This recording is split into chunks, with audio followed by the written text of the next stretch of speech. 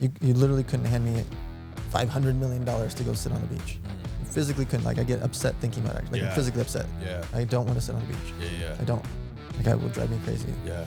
I'm actually upset thinking about it. Like I don't. Yeah. And so for me, it's the drive. I've watched it. I've watched very wealthy friends go broke. Yeah. I've watched very famous athletes and rappers go broke. I watched a lot of family be torn apart over money. And so the way people look at money and the conversation that's happened in our culture that we grew up on was, it's rude to talk about money. I think it's rude not to talk about money.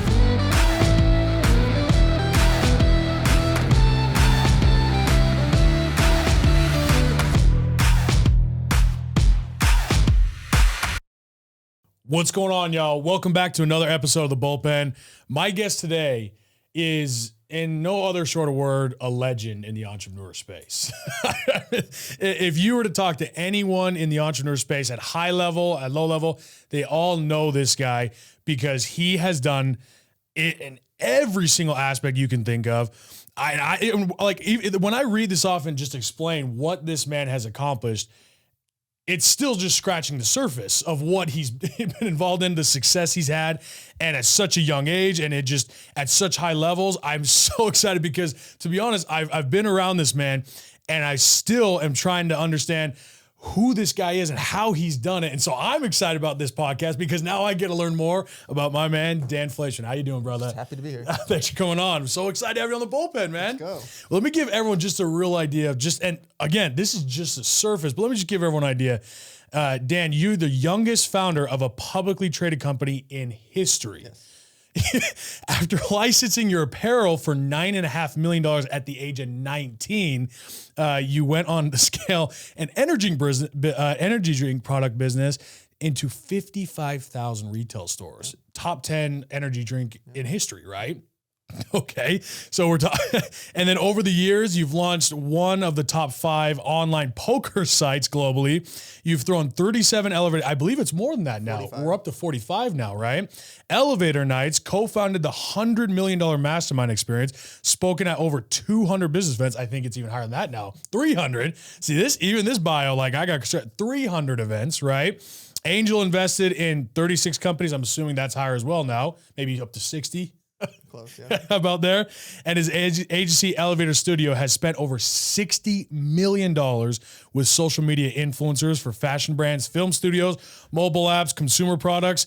And the thing about you, man, is one of the things that I love being around you so much is how much you give. And one of your passions right here, the Model Citizen Fund charity, which creates backpacks for the homeless filled with 150 emergency supply items. I just saw the thing you did at the Chargers Rams Stadium. That was incredible. Awesome. Yeah. You know, doing these $1,000 dinner clubs. You're one of the most giving men I've ever seen.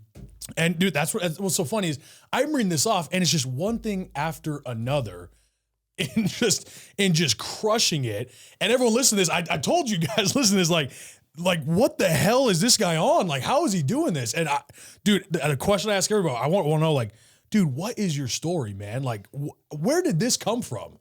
So if you throw someone in the ocean, they got to swim to survive. Right. And I had to swim to survive. And So what's the ocean you were thrown in? We just didn't have any money growing up.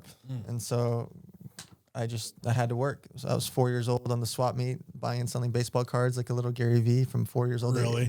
4 years old to 8 years old. My parents had a Levi's jeans van. Like they would sell out of the back of a van at the swap meet, and I would sell my baseball cards out of the back of the van. Really? And then in school, I was 4 years old. from 4 years old to 8 years old, every weekend, never missed it. And then in high school, I was selling candy. I have each teacher, 5 of my 6 teachers would sell candy on the edge of their table, and I would pick up the money from them every Friday. Oh no, you didn't. Oh, yeah. Your teacher. I was pimping them out. I wasn't allowed to give them cash. I gave them candy as my payment. You know, That's awesome. and that's how I met my business partner to start the clothing company and Yeah. trademark the catchphrase and start that whole thing up. We did $1 million in sales at our first convention at the Magic Trade Show in Las Vegas. I'm giving you the fast forward version. Well, it's okay. How old were you then? 17 and a half. Oh my gosh. And so then when we're 18, we start to get into 6 department stores.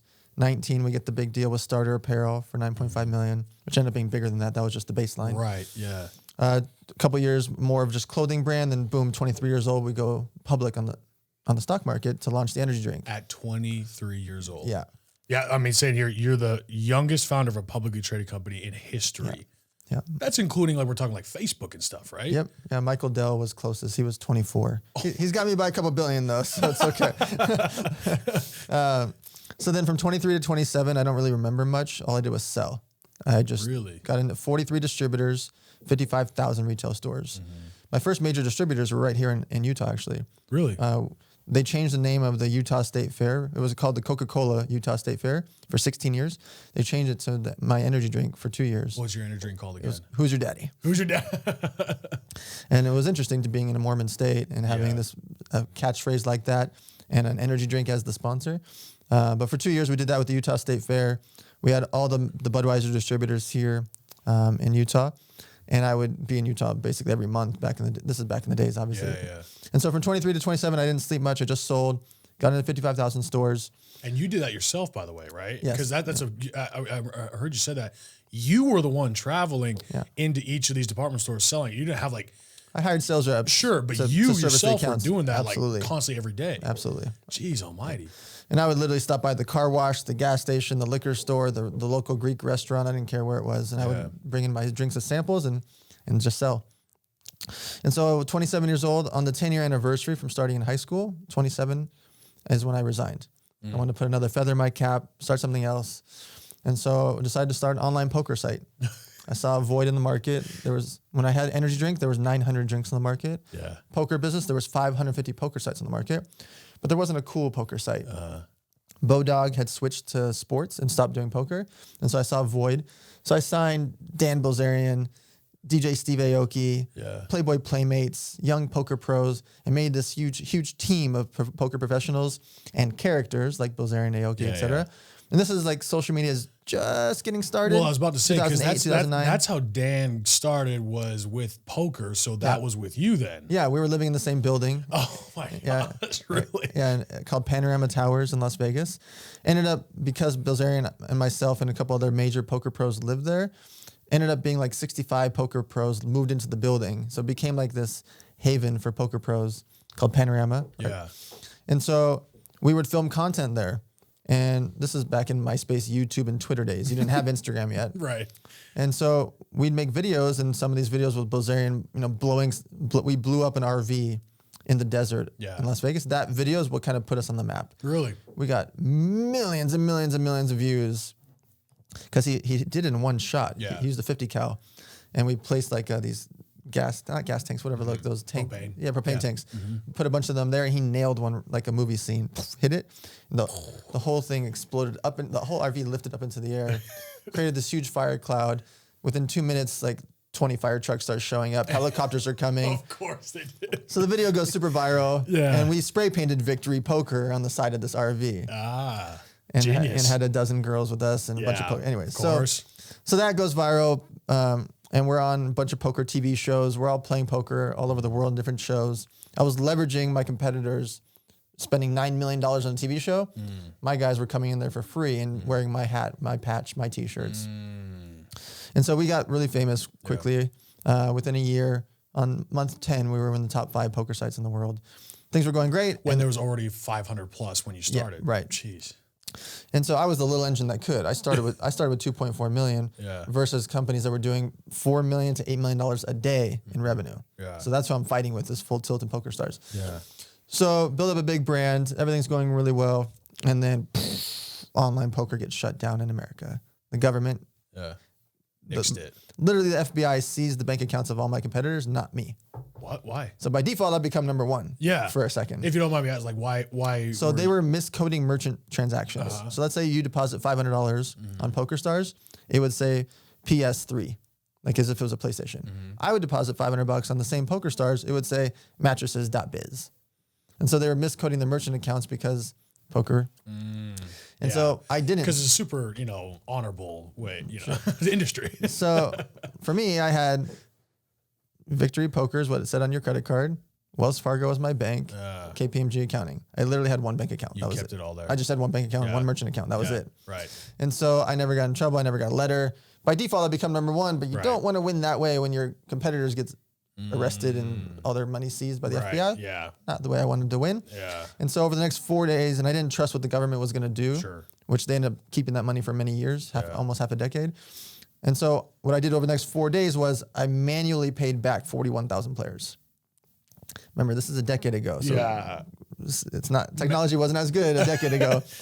And we manually 41,000 players. That's individual people, different price tags each one. Yeah. So whether you had $40 or 40,000, we got it back to you. Jeez. And so I did that, and I did a bunch of interviews, and I just told everyone, like, red alert, just withdraw the money. I don't know what's going to happen with the government. We're not in trouble. Everything's fine. Your money's here. I'm going to pay you back no matter what happens. I just kept saying to everyone, I'm going to pay you back no matter what happens, because I want to be able to sleep at night. And so that was the turning point, right? Like, I became the good guy in the space. My competitors are all dead or in jail and owe a lot of money out, literally billions of dollars, and I'm manually paying everyone back. So for the next year, I realized I don't want to have all my eggs in one basket ever again. Right. Which is actually my post today at 5 o'clock. Really? It's called. Stay tuned. Yeah. That's actually says don't ever put all your eggs in one basket. And essentially, that's when I started a social media agency. That's when I became an angel investor into different companies. Right. That's when I diversified because I was all in on 2 companies my whole life. I had the clothing brand and energy drink. Yeah. And I had the poker site. That was it. Yeah. And so that's when everything changed. So my worst tragedy became the best thing ever. Yeah. That business tragedy became the best thing ever for me over the course of time. Yeah. Didn't see it when it happened, obviously, when you're in the midst of it. And so to wrap up the long story, I started the social media agency, started angel investing, start my charity. This all happened 10 years ago. And I just wanted to have everything diverse. And I wanted to not ever be put in a situation like that to lose everything, or, lose a $65 million poker site overnight. What am I going to do? Sit on the floor and cry about it, or keep moving? Yeah. And so I just never want to be in that situation again. That's where it all started. I just started doing campaigns for the companies I was investing in. I was doing campaigns for them. Yeah. And then as I was doing campaigns, influencers were hitting me up, celebrities were hitting me up. Right. They didn't know what it was. Like Khloe Kardashian, like, I can get paid to tweet, and Amber Rose and different Tyga and all these different characters, like they can get paid to post on Twitter, and then Instagram pops up and whatever. So did that. And that's been my main focus, is just scaling the social media agency, scaling my investments, and throwing these live events. So that's what I was going to ask, because obviously when we talk about, there's no secret you've had a lot of success in a lot of different areas, right? But at the same time, our friend Jason Harwood was on here, and he said something that I loved. He said, your success is always built on top of a mountain of failures. Of course. So that's what I was so curious, because I'm looking like, where did it not go right? That's what I'm like. So it sounds like obviously the poker thing, but most people who would lose $65 million, that could ruin somebody, right? That could not only ruin somebody, or they just quit, or, whatever it is. So how did that become something that just didn't tear you down immediately? Because, for me, 65 mil, if I lost 65 mil, I ain't happy. Yeah. I don't know what's happening next. You have a decision to make the next morning. Yeah. You can either sit on the floor and cry about it, or you can get really busy doing something else. And when you just dive into something else right out the gate, you don't actually think about what you just lost. You know why? Because you're too busy doing the next thing. And so I literally entrenched myself. April 15th had happened. April 19th, everyone was paid back. And by the way, April 19th, I was actually supposed to take in a large round of funding in Costa Rica. I already booked 12 Playboy models from around the world. We're all flying in there with all the poker pros. I had over 30 flights booked, $60,000 in hotel fees, non-refundable. Not that I'm bitter or anything. Yeah. That to pay for this hotel in Costa Rica to do this huge campaign, and all this funding was happening literally April 19th. April 9th. Oh my gosh. Instead, on April 19th, my bank accounts were cleared out. I paid everyone back.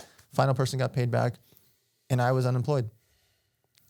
Jeez. So instead of being out there with a bunch of Playboy models and doing big campaigns and having a huge company, you're trying to regroup. I'm starting over. Jeez. And so immediately I entrenched myself. Yeah. I started doing every interview possible. I ended up consulting for 4 different land-based casinos. Yeah. I started consulting for one of the biggest financial firms in the world, and just started explaining to them what the online poker market's like, because internationally it's still legal. It was only in America. But it's coming back a little bit, right? It came back it's online. Only 4 states. Only 4, like Nevada and all that, right? New Jersey, Delaware. But only 4 states is crazy. Yeah. Because sports is legal now. Yeah. Sports betting. Horse racing has always been legal, so that's Right. insane that poker's not, because poker is a game of skill versus betting on a horse or bingo or a lottery, which is real insanity. Yeah. So it's crazy that poker's not legal yet. Right. But it was put into the Terrorist Act 10 years ago. What? Yes, I was a terrorist. No, did not label you that. Wait, no, it was a part of the Terrorist Act. That's why they got rid of betting on poker nationwide. Yeah.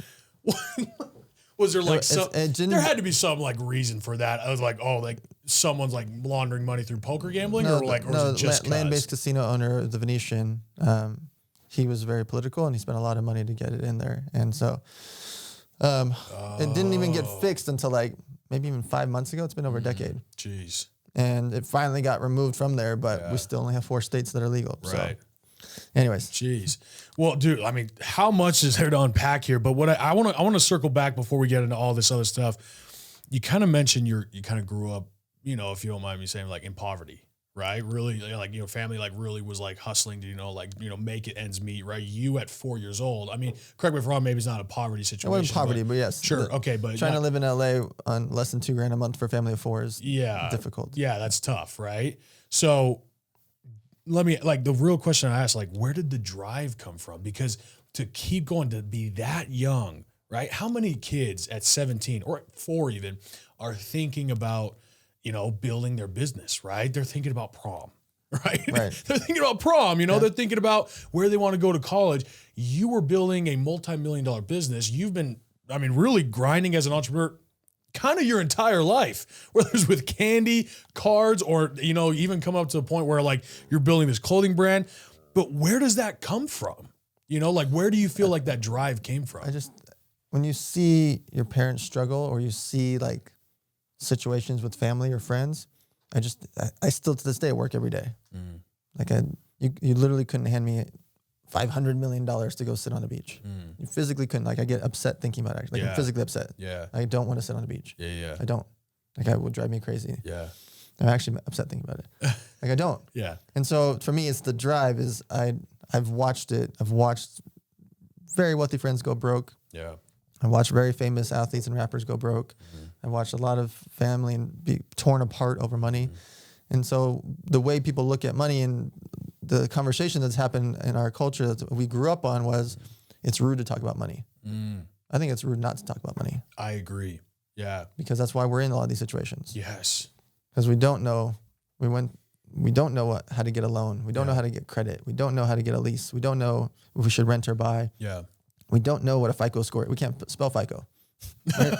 We have no idea what you're talking about. Right. And so we go through this situation. We don't know what to do when a roommate doesn't pay us back for the rent for 2 months. And we don't know what happens with the groceries. That's $200 a month. Do we split it? How do we do it? We don't know what to do with a girlfriend and boyfriend when we break up and there's bills. And like, we don't know because we never ever talk about it. We don't know what to ask for a salary because how dare you say what your salary is? Yeah. Like, oh, you make $48,000 a year. You can't say that. Right. You can't say that. Yeah. And so I'm very vocal about money and I'm very blunt and very direct about it. And I talk about the good, the bad, the ugly, every little detail because it's important to learn. Yeah. How else are we supposed to know? Yeah. How am I supposed to know what I should ask for when I go work at Wells Fargo? What if I was supposed to ask for 55,000 instead of 48? It's a big difference. Yeah. That $7,000 a year could change everything for me. Yeah. And so it sucks. And for me, it's why I'm so pushy on the education side. I want people to understand and learn and talk and have that conversation. Yeah. Well, I think you might agree. Like I hate school. I hate the way our school system. I was bullied as a kid, so I hated it anyway, right? But I really do not like school because I think it just sets us up to just be someone else's, like really the system is built for you to work for somebody else for the rest of your life, right? School is fixable. Yeah. So I like that.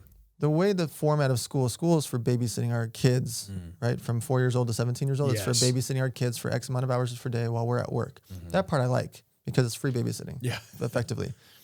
But what they're learning, going over history books that are probably not even true from the 1400s, that to me is irrelevant. Going over advanced calculus is literally irrelevant because Siri is faster than any math wizard. Yes. And they always used to tell us, you're not going to be able to carry a calculator in your pocket. I was just going to say, you're sitting on this test, they won't let you lose the damn calculators.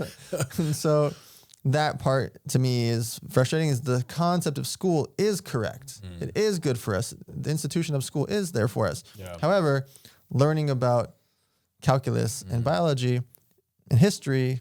Could you do that for one of the years? Sure. But do I need to learn about it every year when I could be learning about economics and business and finance and how to get a job and how to get a house and how to have social skills and how to throw an event, how to cook? Yeah. Like, it's just, we don't have the actual life skills from it, which is what we could have. Yes, we learn how to sit and be quiet and shut up and do your homework and do your quizzes and get busy, right?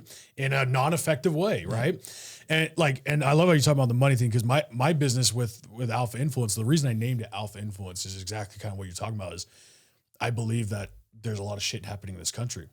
I mean, what's happening financially in this country, the middle class is dying. You know, if you look at where the middle class setting is becoming more and more difficult for the average American to make it. For sure. You know, with inflation, with taxes, with everything. And the biggest thing is they don't know what they don't know. And that's the most dangerous information out there, is what you don't know, right? It's the only thing that can hurt you is not knowing, right? And that's the thing that's hurt me in my business and everything. It's just, I didn't know that, you know? And I just wish someone would have told me. So I invest in mentors because they will tell me, right? But it's the money game of just, why don't we know these things? And the fact that we don't know these things is what's creating such a huge rift in our country, because and if you look at any place where there's poverty, there's higher crime, there's higher divorce rates, there's a lot more pain. And whether we like it or not, our world revolves around money. Yep. So why aren't we talking about the most important thing that our world revolves around, is the money situation? It'll keep our families together. No, it's not the end all be all solution. But if you want to actually make a difference in the world, hence the name Alpha Influence, if you want to be someone who can actually make a difference, if you believe in saving the turtles, you should actually talk about how to raise funds, how to build a charity, running a business, becoming someone of influence that can actually speak out on that, right? That's how you make the difference in the world, is that people have the influence, that people understand money. But yet it's still so controversial. No one wants to talk about their money. They don't want to talk about income. How do we change that? We just keep talking about it. Just keep talking. Until they realize it's normal. Yeah. And they realize that they need it. Oh my gosh. I can't imagine someone not understanding that they don't need it. But like, at the end of the day, it's going to come one way or the other, right? And that's why I love what you're doing, because you put on these elevator nights. And I kind of want to touch on that, because these elevator nights are free. Yeah. That's like, you put these on, obviously, and it costs money to put on events, right? Sure. It costs money to put on these events. Everyone needs to understand that. Like, it's not just free for you to put it on. No. It costs money for you to put this on to educate people that they can come for free, right? You've done 45 of them. You're going to keep doing more of these, right? What has that been like, running those? So there's no tickets, no sponsors, no sales on stage. It's literally just free across the board. And it's my excuse to get entrepreneurs into the room to meet wealthy friends, and hopefully they invest in each other, do deals with each other, get hired by each other, work with each other, partner with each other, marry each other, date each other, whatever. A lot of stuff has happened from elevator nights. I throw them all over the country for years now. And most of the time they're a pop-up. So we have 300 to 1,000 guests, and we usually don't announce it within 3 to 7 days of the event. Otherwise, it'll be way too many people, because it is free. Right. Sometimes we only announce it 2 days before the event, because it's just too many people. You still get 300 plus people there. Minimum, yeah. Jeez. Yeah, we're getting like 700 to 1,000 on average, because we cap it. Yeah. So like the last Utah one at Wayland's, the Lions Not Sheep headquarters, we had all 300 people register within the first hour. Oh, gee. What are we supposed to do? Yeah, and it was a week out, and so everybody's DMing everybody that's speaking, like, hey, what do I do? How do I get there? Right. And so geez. That's why we did the NBA arena the next time, because we need a bigger space. Right, we need a bigger boat. We gotta figure it out. We need a bigger boat. So the elevator nights will be free forever. I'm always going to do it. And it's something that I like to do it in the key cities wherever I'm traveling to, because my excuse for everyone to meet each other, and a lot of good stuff happens from it. Some of the events, there'll be companies pitching on stage, investment into their company. I don't take anything for that. If they get investment, great. If they don't, there's no cost to present. Like all the other events, people charge for that. I don't charge anything. So that worked well. A little over 50% of the companies that have presented have gotten funded from those presentations. So we have a really good success rate. Wow. And then most of the events now are just on a niche. So we'll do like a real estate event, or we'll do a cryptocurrency event, or a cannabis event. We'll do niche events. And then other cities will do it. Like in Utah, we'll do different categories per panel. Yeah. Well, let me actually touch on that, because there's obviously, like with you, it's awesome, because like whenever we're having a conversation here, it's not what do we want to talk about? Is which one, you know, like, do we want to talk about cars? Do we want to talk about this? But right now I want to touch on something that people understand. You were one of the first really big time people when it comes to the cryptocurrency market, right? You were one of the, like, you were in that group of the people pushing cryptocurrency. You were put on events before anyone even knew what it was, right? And now look at crypto, right? Because you just said you put on elevator nights from crypto. I've heard you speak a few times. And the two things I hear you speak about most often is social media and crypto, right? I want to dive into social media, but first I want to dive into crypto because NFTs, cryptocurrencies, right? Like, I think we can all agree they ain't going anywhere. Not possible. It is so woven into it. Like, if you doubt that crypto, like, if someone doubts that cryptocurrency is going to be a scam and is going to go away one day, at that point, you're just not even point to have a conversation with that person, right? But in Europe, like, when it comes to like Bitcoin, Ethereum, and all these things, the question is almost like, well, which one? Where do you go with it? There's so many options, right? What is your thought? Like, this whole crypto thing, I know you're big on Ethereum and Bitcoin, but at the same time, there's so many popping up. The biggest question is, well, which one? You know, where do we go? Like, what's the guidance here? You know, like, what would your advice be? What are your thoughts? So I installed the first Bitcoin ATMs in the casino back in 2014. I've seen those a lot now, actually, a lot of these casinos. So imagine explaining Bitcoin in 2014 to a governor, a mayor, and a casino owner. In 2017, I first helped make Ethereum famous. It was $19. And I did this post on Facebook and Twitter. Say, look, guys, I just invested in Ethereum. You know, I don't normally post about investment advice. Here's why I invested into it, because they created the Ethereum Alliance, meaning that they're partnered with Oracle and all these big corporations. And if it's good enough for their attorneys, it's good enough for me to understand. And so I invested $19. What is it, $19 a piece, right? Yeah. Now it's over $3,000. Right. Yeah. People were getting upset because it dropped. Yeah. They're like, oh, it's scam. See, I told you, it's down to 3,000. I was actually a little bummed, but. And so from that moment on Forbes magazine, Inc. magazine, everybody started writing articles about this post, which you can still see today, about this $19. And I wasn't expecting to go to thousands of dollars. Thought over the course of time, yes, but not. So that post alone had a huge impact on so many articles. Ethereum, really. So many articles. Wow. You can just put in my name in Ethereum and you'll see all these different Forbes articles. Anyways. Wow. So 2017, I started throwing all these crypto events, especially 2017. I'd throw them before that, but 2017 was kind of that turning point. And then I just started investing into different cryptocurrencies, but mostly Bitcoin and Ethereum, because those are the two granddaddies of the space. Yeah. And they have the most function, especially Ethereum has the most function and utility. Right. Now, if you talk about NFTs, last year you couldn't spell NFT. Yeah. Right? Right. Now, everyone and their mom's getting involved in it and try to understand it. Right. There's a couple things people have to keep aware. One, will someone care about this in a year? The specific NFT you're investing into. Not NFTs in general, because they are, I guarantee you, without a shadow of a doubt. There's bazillions of dollars that are in the NFT space. It's not going anywhere. Let's just be clear. Right. NFT are a function. It's not just an investment. It's a function. See, the thing is, most people think of an NFT, they think of a picture. Right. And I think that's a problem. Absolutely. They think they can just screenshot it. I can just screenshot it. Or it's a JPEG, right? And honestly, that's the problem with me, is like, when I think of NFT, I think of a picture. Right.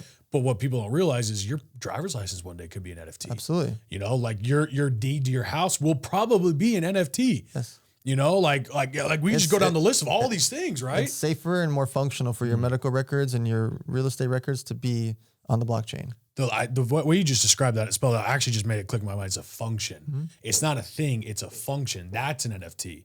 Because it's perfect. Yeah. There is no human error. This piece of paper has human error. You have notes on it, right? Right. You typed it up and you have notes on it. Well, my handwriting's not bad. I'm just kidding. What happens if this paper goes away?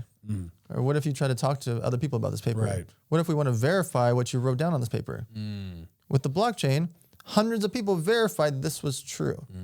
And in this moment, on this date, at this time, inside of your office, boom. And forever, that's on the blockchain. And then you can take a picture of it and make that into an NFT. Right.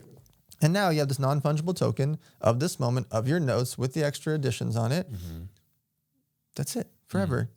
And everyone can verify and know for sure that was you and you did it, and everyone knows that.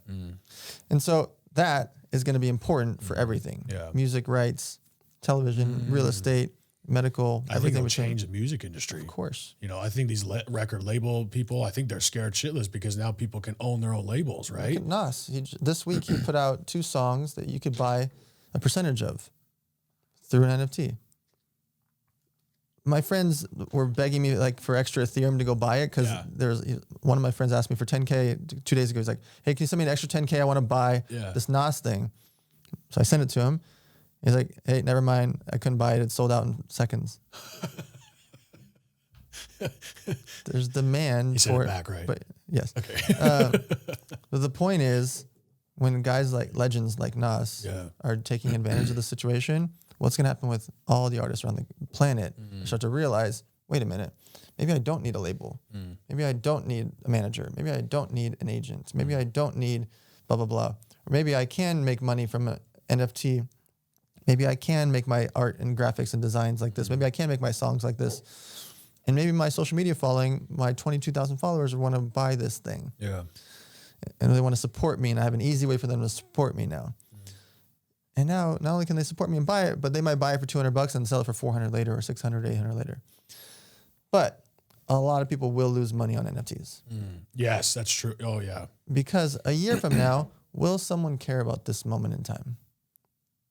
Will someone care about LeBron James' dunk tonight on a random Thursday or Friday? They'll care about the one where he won the championship or the playoffs or the last second one, but he's got 10 or 20 dunks a night. Yeah.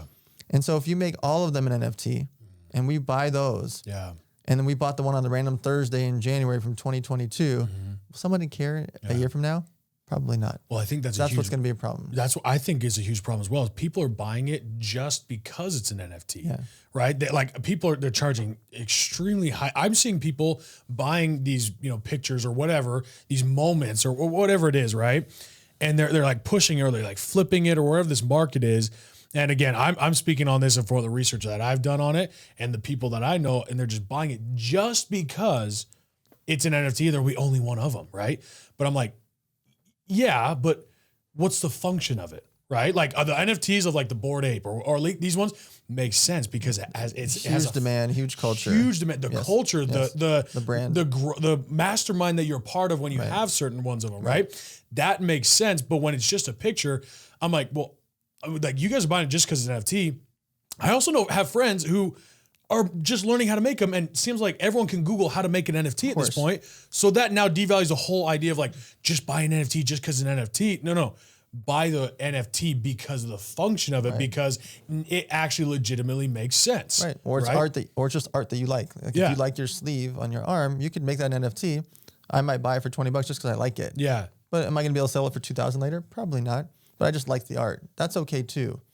But when someone's investing into your sleeve and they're saying, "Hey, I own the NFT of his sleeve. I got the bull sleeve." Boom.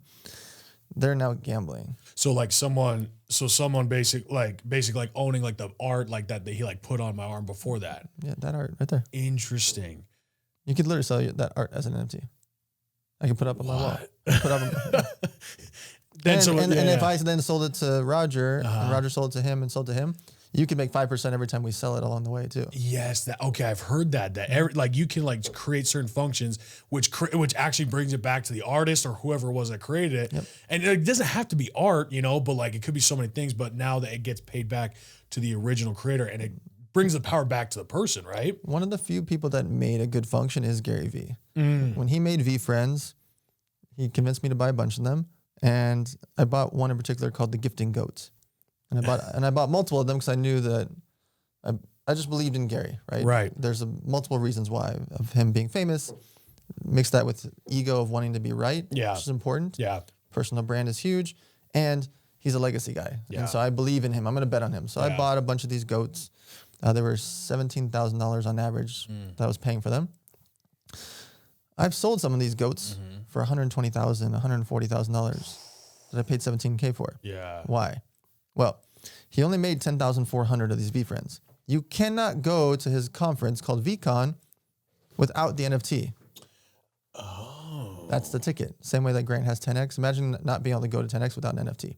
That's what VCon is. 10,400 people. First one's in Minneapolis. It's 3 years.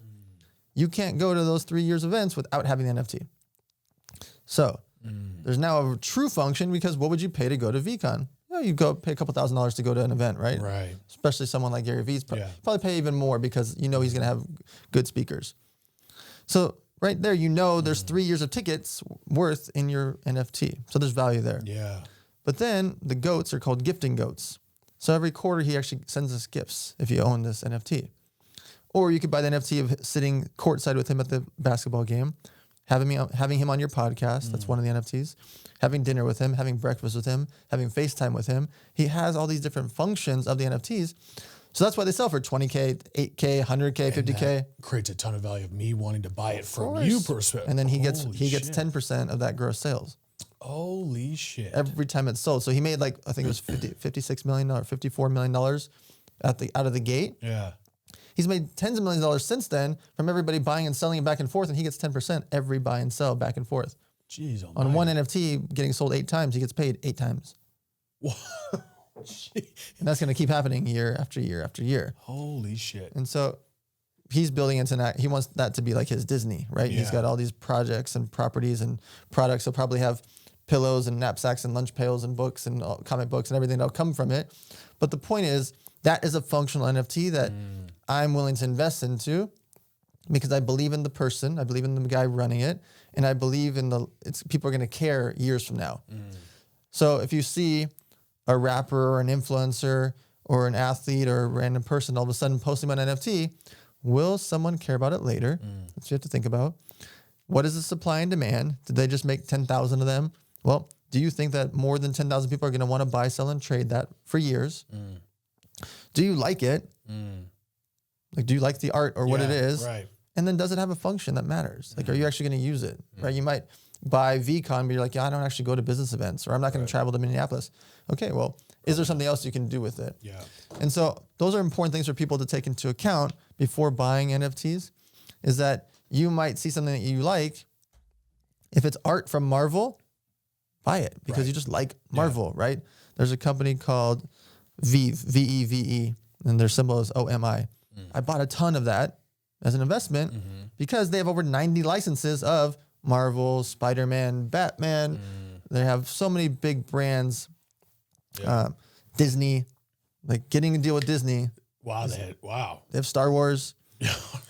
And then they do drops every week and sell out. So they're making 6 figures, 7 figures, 6 figures, 7 figures doing drops. And they're cheap, $20, $40, $400, $200, $100. I like that as a business, right? So that's an NFT that I invest into, and I invest into the company because I believe in that business. Yeah. And so think for yourselves when you're seeing all these NFTs and you see influencers posting and you see everyone saying they're NFT experts, crypto experts, they literally couldn't spell NFT last year. But to protect yourself, first, think if you like it. Yeah. Second, think if people are going to care. Third, think about the supply and demand.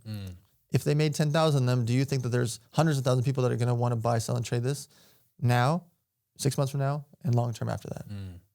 So here's something really interesting that, as you're talking about this, the whole idea of crypto, but also NFTs, is the whole decentralization. That's what made it popular, right?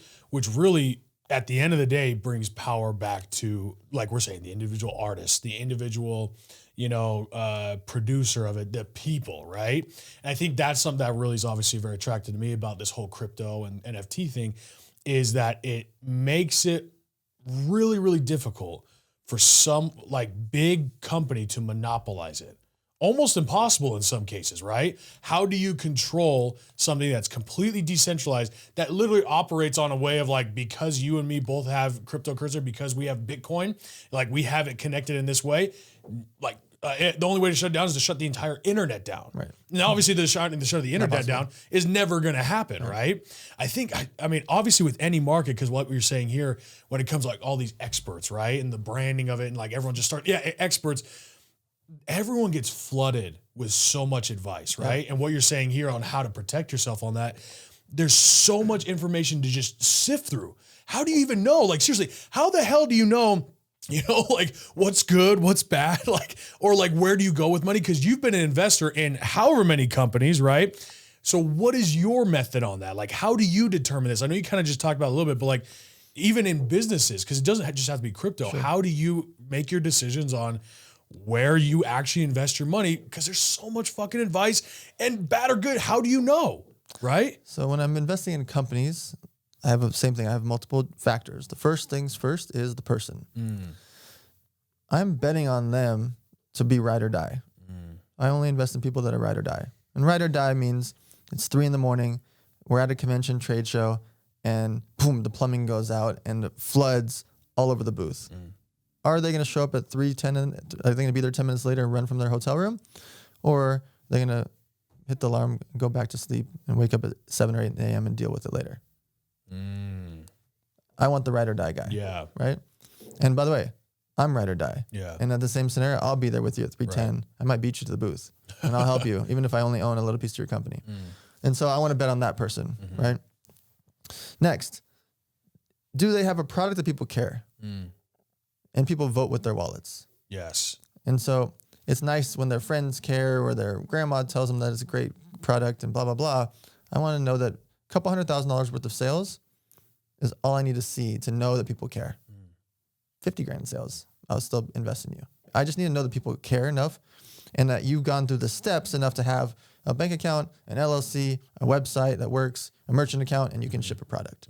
I just need to know that you've set up shop and that you've actually gotten sales and people voted with their wallets. People paid for it. Most of the companies I invest in do 1 million to 20 million in sales.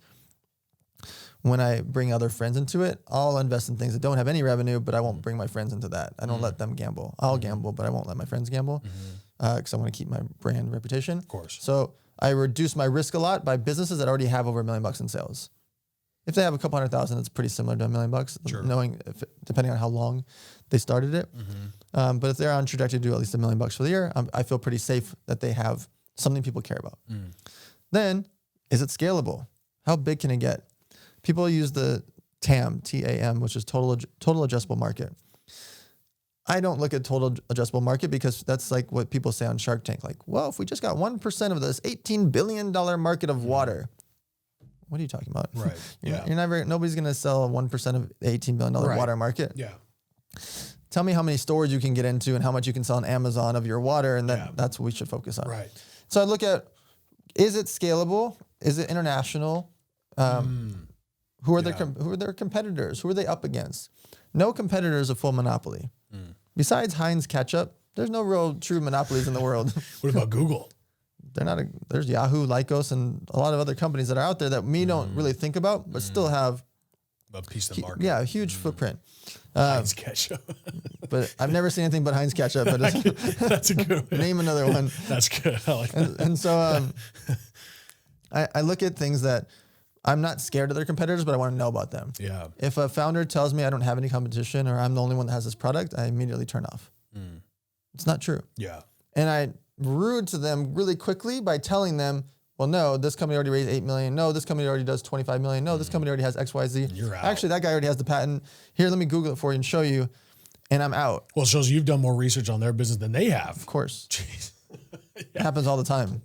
Because I get pitched nonstop. I see probably 300 pitches every month, of decks coming in nonstop. Really? Every single day, nonstop.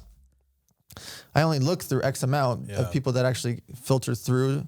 And then from there, I really go through 400 decks in a year. Actually full on. Actually give it time of day. Business plan, financials, talk to them, etc. And out of all that, I'm only investing in a few percent of them. Right. So when it sounds like, oh, he's got 40 or 50 investments, that's out of hundreds and hundreds and hundreds and hundreds and hundreds of pitches per year. So over the course of 7 years, that means thousands and thousands of pitches for 40 or 50 investments. Really not that many if you think about. I'm just so picky. But when I'm in, I'm all the way in. So you expect your people to be there right there with you then. Yeah. Yeah. Yes. And that's why people co-invest with me because they know I'm going to go deep. Yeah. So I need to see all these things. And if they have those things, then it becomes, okay, who is your team? The other factors that are changeable, their team, I can always hire more people, right? But I can't hire a new CEO. I'm not going to hire a new CEO. That's not a game plan. Right. I've watched too many people try to do that. Like, I'm going to bring a new CEO and he's got 20 years experience. Cool story. He doesn't care about that company like that guy does. The ride or die guy at 3 a.m, been there. He cares about the company.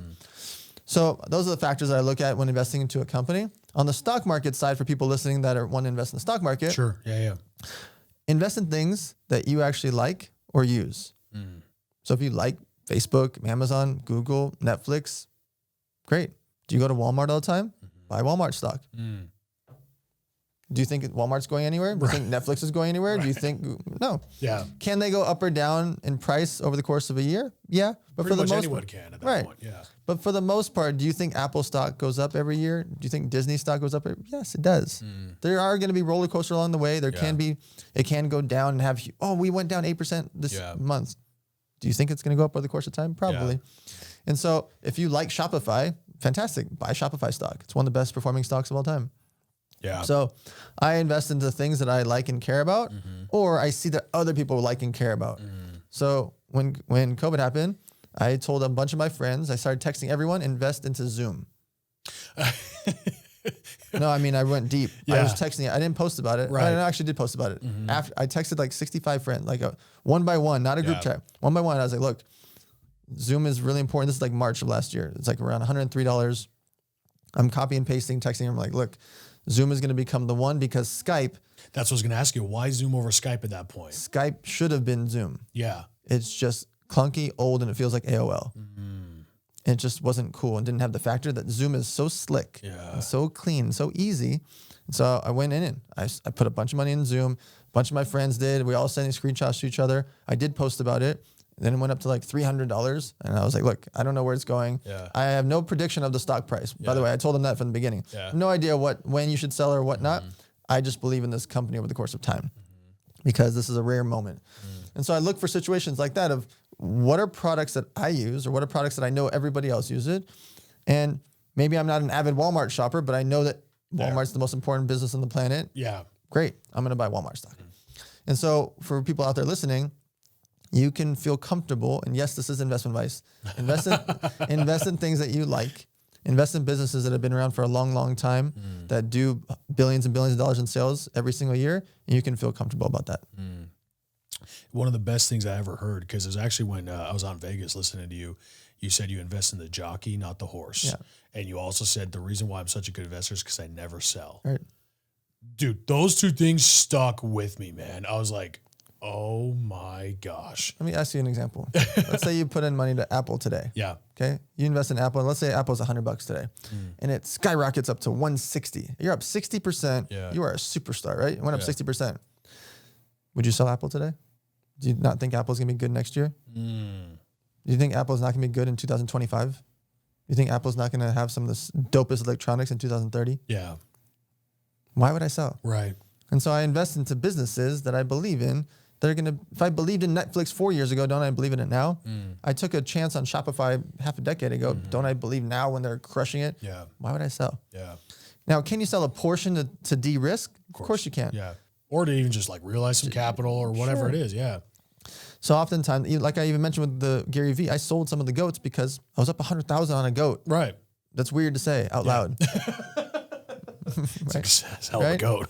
And so I did sell a couple. I still believe they're going to keep going up, but I'm now free rolling. Yeah. And so most of the time, if I'm going to sell something, it's only to get my initial capital back.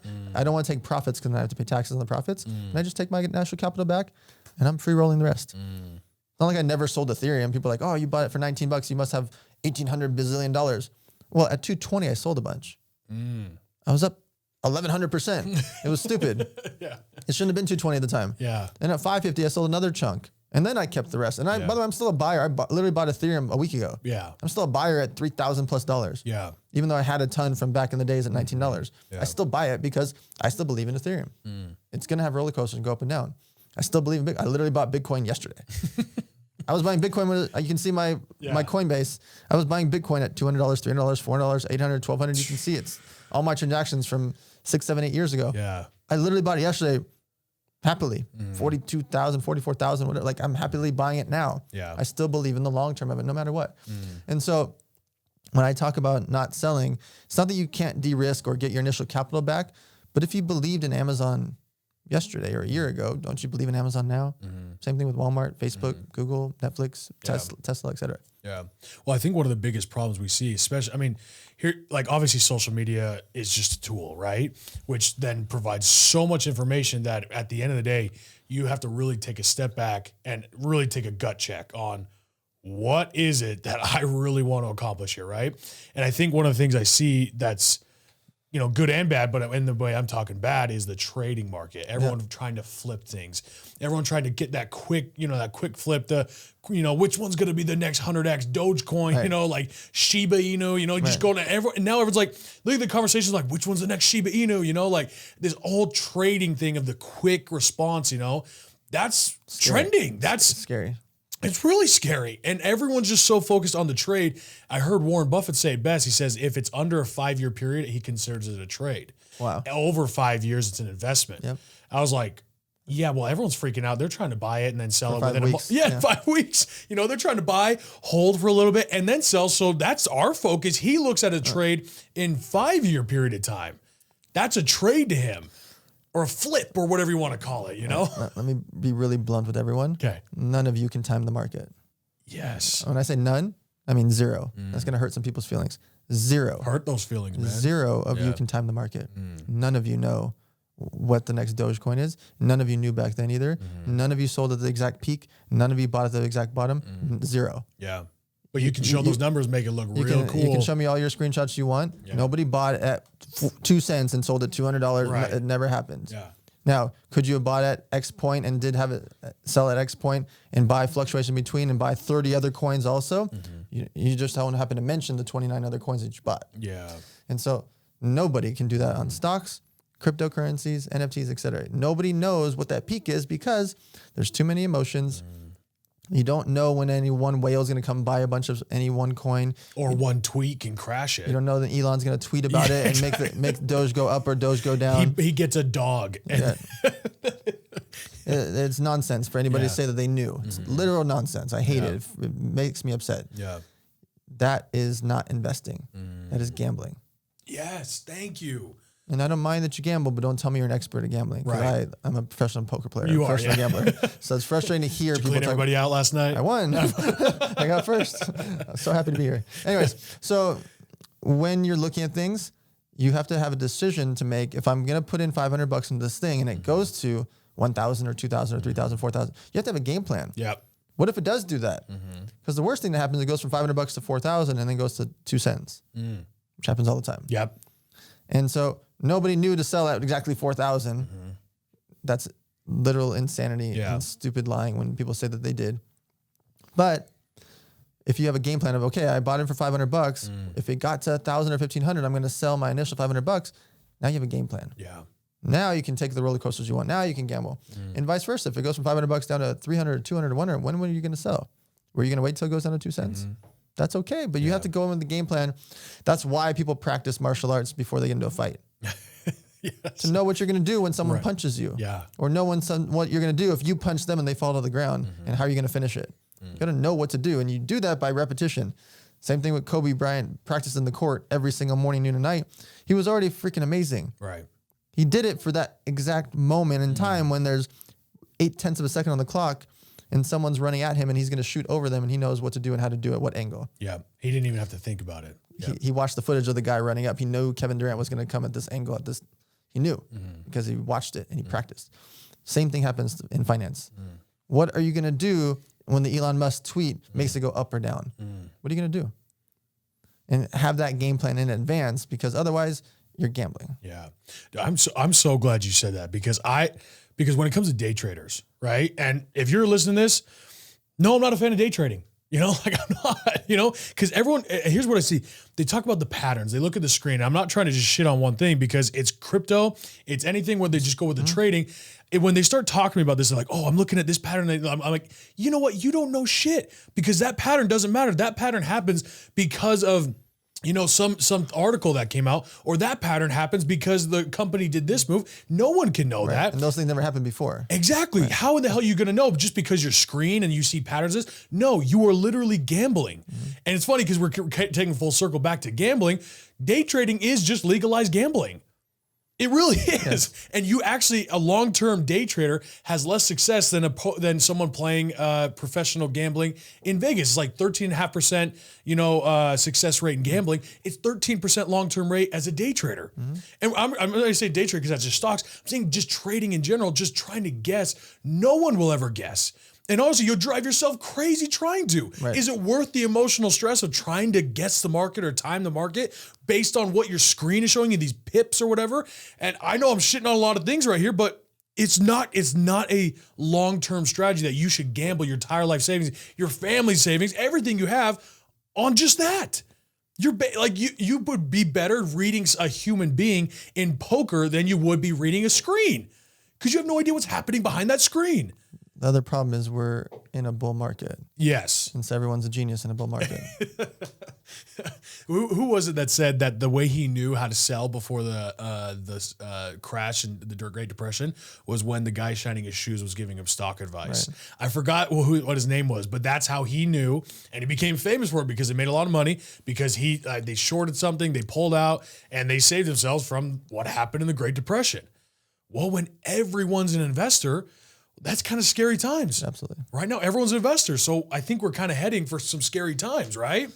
So the hard part is people keep expecting the crash, right? We hear on CNN and everything every single day, crash is coming. Yeah. Every financial expert says the crash is coming. They've said that every year over and over and over because it used to happen every 8 to 12 years. Interesting. What people don't take into account, and by the way, the 8 to 12 years pattern was true for 100 years. That part was true. What people don't realize about the last 8 to 12 years, the internet really got good. Mobile apps became in existence. The rate of information is investing wild. became easily available. Side income, Postmates, Uber, Lyft, working for all these companies on the site, eBay flipping, selling your stuff, getting a new job on LinkedIn, or all these different job sites. Working from home on Zoom. None of this could have happened in 2009 when the crash happened in 2008. None of it. There was no Instagram. What were you going to do? You were going to go get a side job on Uber in 2009? I don't think so. Yeah. You know why? Because it wasn't really there. Yeah, right. And so you couldn't go get a side hustle delivering for Postmates and Grubhub and DoorDash. They didn't exist. Yeah. Now people can make money selling their clothes, selling their furniture, selling their skills, being a tutor, selling videos on Cameo, making YouTube video money, OnlyFans, and OnlyFans, investing investing through Robinhood and buying stocks. Yeah. There's so much access to capital. There's so many ways to make side hustle money. There's so many ways to sell your house or refinance that you just couldn't do in 2008, 2009 during that crash. So now here we are. We skipped the 8 to 12 years part. There's no crash right now. Yeah. And the government just keeps pumping up this fake imaginary money, and people don't realize trillions of dollars have been made in so many alternative assets. Yeah. Cryptocurrencies and sports cards and comic books and cars. The car you bought for 80 grand is now 120. Right. What happens if you have 30 of them or 20 of them, 10 of them? The watch on your wrist is 100K and now it's 130 and good luck trying to buy one. Right. Like people have made money across so many different things across the board and gotten rich. And there's so many people that took their companies public and exited and got trillions and trillions and trillions of dollars has come in that wasn't here in 2008, 2009. Yeah. That's why I don't see a crash. Interesting. Because what you're saying right here is for hundreds of years before we followed a pattern. But because of the rate of information, because of what's happening, you feel like we're on a completely new trajectory that basically, correct me if I'm wrong, the patterns of old are not going to equate to the patterns of the future. The reason Would the you pattern, go that far to say that? Because the pattern isn't the same. So in a pattern, the environment should be technically the same, right? Yeah. So if the environment's not the same anymore, because it's not 2002, we have the internet in full-fledged. We have access to capital. We have access to invest. We have access to sell our skills. We have access to sell our goods. We have ways to make money. It's just so much different now. And we're bombarded with access to information so that we can make decisions, good or bad, in real time. We have ways to make money like never before. And by the time we walk out of this room, there's probably new ways for us to make money. Right. That didn't exist in the last crash, or the crash before that, the crash before that, crash before that. So in 1950 something, when there's a crash, what were you supposed to do? You couldn't go get a new job. Now you can, because you can go on LinkedIn, you can go on Facebook Marketplace and sell your couch and sell your watch and sell your wedding ring and sell your hats and sell your shirt and sell your, You can buy, sell, flip. You don't have to go back to a pawn shop or anything. You can sell it on Facebook. Yeah, like you said, Facebook Marketplace. I got a pawn shop on my phone. That's right. I can sell my shoes on StockX or Facebook Marketplace and eBay at the same time. Won't cost me anything to list it. It'll cost me a few % after I sell it, and I'll get the money in the next day. That didn't happen in 2009 when people went broke or lost their job. People got divorced because they didn't know what to do. Yeah. Now, honey, you're a Postmates driver. You're an Uber driver. Yeah. Hey, great. Guess what? You are too. Yeah.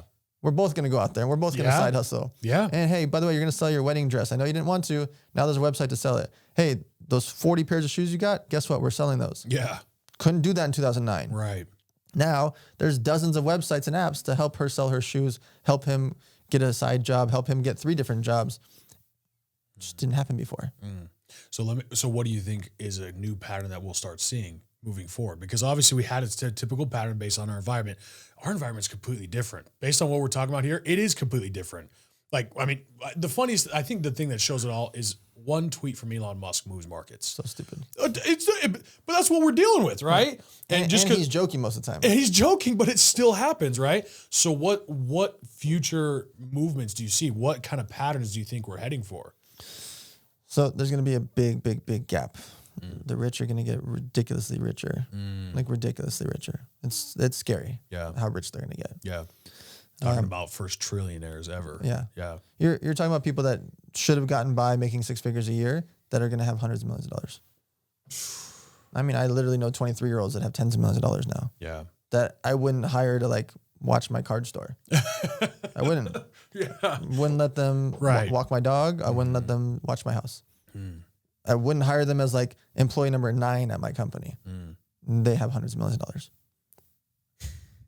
And they started selling a tchotchke, or they started selling a phone case, or they started selling gold chains, or they started selling an NFT, or they started selling something. Right. And now they got 10 comma club. And they're 23 years old and they just walk by you like, and by the way, they live in an apartment. They have no overhead. They don't have nothing to hold them back. And now they have all that capital to keep going and do the next thing. My nephew, 23 years old, last year asked me to put up $12,600 with him to buy digital land. Oh, right. Okay. I think you posted about this. So he put up $12,600. He's a really smart kid, but it looked like just like a black screen with a green dot on it. So I passed. And normally I'm a gambler. Go ahead. And he didn't really push it. So if he would have like asked us, maybe I would have done it. Yeah. And I have no regrets, even though I'm going to say this. He sold the most expensive piece of digital land for $2.5 million last month. The same day, him and his friends finished raising a $30 million NFT fund. He's 23. Jeez almighty. That's our future. Yeah. And so that to me boggles my mind when people think we're going to have a crash. Does that scare you or does that make you excited? Or both? What scares me is I still want the 23-year-old to get information about what to do with that capital. That's what I think, because how many people make a lot of, like, because there's a lot of 23-year-olds who make hundreds of millions of dollars in the NFL, MLB, NBA. Some people win the lottery. But the difference is the people who make all this money who haven't already developed the skill sets of business to run with it. Or I have a lot of friends who have all of a sudden went viral. Now they have a massive brand, but they don't know how to monetize it. They don't understand the business skill set. And so at the end of the day, all that money always ends up flowing back to the people who know how to make it. Absolutely. Right? I mean, the government just gave a lot of people, almost everyone in this country, a lot of money. Right? And with the stimulus checks, all of a sudden money just hit people's bank accounts. And what happened? The rich got richer. Of course. Because the people who know how to make the money, doesn't matter if money gets in the market, the money will always flow back to the people who know how to make it. Yes. Right? So at the end of the day, we see a lot of people making like tens of millions of dollars, but they have to develop the skill sets of business in order to maintain that, right? In order to monetize it. Because and I know a lot of people who went broke real quick just because they didn't understand business principles, investing principles, stuff you're talking about on this freaking podcast, you know? So yeah, I agree. I mean, like it's exciting, but also scary. Like you have to understand these principles in order to maintain what you've built. It can happen fast, but it can also be lost just as quick. Yes, it can. So let me ask you one more thing before, I want to talk about social media. Yeah. Because MySpace was a thing. Facebook was a thing, right? And I say was because I think Facebook sucks now, right? And you talk about these social media apps. There's always the next thing, but it's not like crypto, right? Where like, there's not as like crypto. I feel like anything and anything is popping up with crypto. With social media, it's a full flown business, right? There's a lot of apps that are posting up. But in regards to staying on top of building brands and social media, you're obviously an expert at that because you've invested in celebrities and helped them build their brand. You were one of the first to ever push that, showing that social media is a monetizable platform, right? So moving forward to the future, for anyone listening to this who has that social media platform, what's the future of that? How do we understand like making sure social media is a tool for us, right? Not just, some crutch that we have in our pocket. So the first thing is to have omnipresence. So let's say you got famous on YouTube or you got famous on Twitter, or you have a big Instagram following. It's really important to build up your following on all the platforms. They're all free. Yeah. Facebook, Instagram, Twitter, LinkedIn, Snapchat, TikTok, YouTube, free. They're all free. But if you build up a big Twitter or big TikTok or big Instagram or YouTube, you're missing a ton of audience of people that live in other platforms. They love Twitter. They love Instagram, or they love YouTube, or they're obsessed with TikTok. Right. It's important to build up your platform. You're rarely going to get as big on the other platforms as on your core platform, right? The one that you're all in on, let's say YouTube or Facebook. But you still need that, and even having a small percentage is still important on the other platforms, especially if this ever gets shut down or an algorithm changes and you're screwed. Yeah, which I've seen many times. And nowadays we see a lot of people getting shut down and canceled, even though no matter how big their social platform is. Doesn't matter how big they are. Yeah. So that's one. Two, you have to think about providing value for the people following you instead of making yourself feel good. We don't need to see your 17th selfie. No matter how hot you are, your 17th selfie is not that hot. It's just not. Right. Doesn't matter. You can be the Victoria's Secret model or the big NFL superstar. Doesn't matter. Right. It's just not that hot 17 times in a row. Now, if you teach us about how you got buff, or you teach us about what you're eating, teach about what you wear, show us this cool trip you're going on, teach us information about how to custom make shoes, teach us about how you custom do this, your fitness meals, and then you post about your selfie being hot, guess what? You're a lot hotter. Way different. Right. And so teaching people now makes your content shareable. Entertaining them about how to make custom shoes or custom meals makes it entertaining, and they're going to share it. They're going to keep building your audience for you by sharing about the cool thing that you showed us. Teach people, entertain them, make them laugh, make them think. They will share you and talk about you. Why? Well, if you do that and you keep growing your audience, it compounds over the course of time because you hit this thing called critical mass. Once you hit around 100,000 followers, you're going to be gaining followers every day, whether you do anything or not. Right. Because people are just posting about you, tagging you, liking your stuff, resharing to their stories, forwarding to their friends. It just kind of starts to happen. 200,000, 300,000, you start to hit 500,000. It just starts happening daily basis. You're just going to keep getting followers because people are just talking about you and sharing your content. If you show them things that are interesting, it's going to scale faster. Whether they argue with you, whether they agree with you, whether they like it, whether you make them cry or they make them happy, that content is going to spread out. It becomes monetizable when you build up audiences in a niche. The niches are in it, right? The riches are in the niches. Yeah, right. So I pay influencers. I paid 3,500 influencers this year alone. I W9'd. 1099, sorry. Out of 3,500 influencers, most of them either have a niche, are hot, or they're an expert in a category. Something cool about them. Right. The people that are just hot, I pay 1/5 to 1/10 of what I pay someone that's in a niche. So if you're in the car space and you're repairing cars, and then Ford gives me a budget or Coors Light gives me a budget, how much more are they going to give me to pay Jeremiah the Bull Evans in front of his cool hot rod with Coors Light rather than hot girl or hot guy in front of the car? That girl or guy has 1 million more followers than you. Yeah. But your fans really like that hot rod. And your fans probably like that Coors Light. And I would pay you $5,000 for that post. Yeah. I'd pay them $1,000. And both would be happy. Interesting. So it's important to build up the niche or the passion that you like. So if you like a certain game or a certain sport or a certain category, you love beauty and makeup, post about it more often. You like fitness and health, post about it more often. You like poker or basketball or soccer or golf, post about it more often. Building up that niche following will help you dramatically from a monetization perspective. And then outside of getting paid from brands, ultimately you want to have your own consumer product. Whether you're selling information, whether you're selling your own fitness app, whether you're selling something in the car space, whatever category you're in, ultimately you want to end up owning your own product, because the guys that make the real money, you don't see Logan Paul posting about a bunch of brands, do you?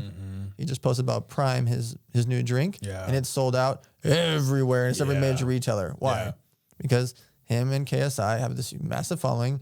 They rarely post about brands, and they built up a consumer product that's going to make them probably hundreds of millions of dollars on an exit one day, rather than getting paid a few $100,000 for posts. So the fact you just said that's something that I learned early on, or like I'm still learning that lesson, is when you own it, it's completely different. Because we saw like the boom of all these social media influencers partnering with all these brands. It almost got annoying because they're constantly pitching all these other brands, right? And yes, they're getting their videos getting sponsored because of all these other brands. But to me, and I think a lot of people agree with me, is like, it's annoying. It's like stop pitching stuff. Like, we're here for this reason, which you're talking about, the niche. We're here for this reason, to watch your content because of this. But if you own the product that has to do with that niche, we'll support you. Yeah, exactly. Like, I'm all in on that because I agree with, oh, this guy's a master of this. He says this is his thing about that. Awesome. Is way better than, constantly bringing all these other things. Yes, you can make a lot of money, doing all that. But when you own the product or service, completely different story in regards to monetization than just partnering with everybody else and never owning it yourself, right? Yes. Wow. We covered, look at this list. We covered damn near everything under the sun. Dan, if there's one thing you want to leave the audience with, what would it be? Just get started. It's just so easy now to set up shop. So if you have an idea to do one of the things we talked about today, just get started. You want to invest in cryptocurrency? Make a Coinbase account or a Cash App account and buy a little bit of Bitcoin. You want to start a side hustle? Great. Make a StockX account, make an eBay account, start your side hustle. You want to start flipping clothes or selling? Great. Start it. You want to write a book? Start tonight. Don't watch Netflix tonight. Start. Just start.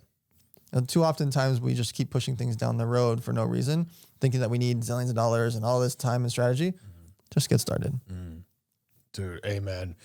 Everybody, make sure you go follow this guy, Dan Fleyshman, at Dan Actually, let me ask you, is it Fleyshman or Fleyshman? You're the only one that says it right. I say Fleyshman? Yeah. Yes. Everyone keeps saying Fleyshman. I'm like, I think it's Fleyshman. By the way, I never correct them because I don't want to talk about it, so I just say yes. Okay, everyone who's watching this, all our friends, it's Fleyshman. Say it right. I was talking to Andrew about that earlier. He's like Fleyshman. I'm like, I think it's Fleyshman, dude. Everybody, by the way, when I say everybody, I'm 99% say Fleyshman, and I've never once corrected them. Yes, but because you said it right, I said, otherwise I would have just said yes. Hell yeah, I love it. Everyone go follow him, Dan Fleyshman. Again, we're going to link all this at in the bio and everything. So you guys go follow this guy. What you just heard here is, again, what's funny is this is just the tip of the iceberg with what you're doing. Coming to these Elevator Nights, the amount of value you've provided to me, let alone other people who I know in the entrepreneur space. Every one of you guys need to go follow this guy, and go also make sure you follow his Model Citizen Fund on Instagram. Again, we're gonna link everything. Is there any other place we could have people get a hold of you? And your book's out right now. Yep. What's the title of that book, by the way? So it's buythisbook.com, and it's a good name, right? I love that. How to set up your personal brand for under $1,000. Yeah. And how to set up your business for under $1,000. Okay, that's something that everyone needs to know from here on out. Right. So everyone, buythisbook.com. It couldn't be simpler than that. We'll link all that. Dan, I'm honored to have you on. Thank you for coming on, brother. Absolutely. Appreciate it.